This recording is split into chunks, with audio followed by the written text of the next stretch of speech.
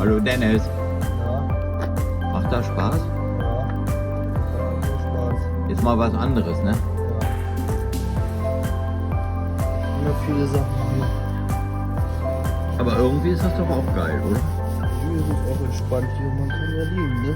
Ist ja mal was anderes als Motoren zum Ballern, ne? Jo.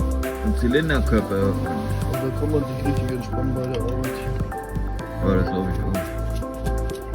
Aber wichtig ist, wir machen diese Stütze hier schnell wieder rauf, ne? Ja. Weil der Dampfer, der ist ja abgestützt. Tut ja nur einer weh. Ja, 4 Tonnen auf dem Kopf, da kannst du noch nicht mal mehr richtig Aua sagen, ne? Aber wir haben das ja alle schön abgestützt hier. Mit einem 20 Tonnen Hebel. So, jetzt relaxen wir und dann streichen wir weiter.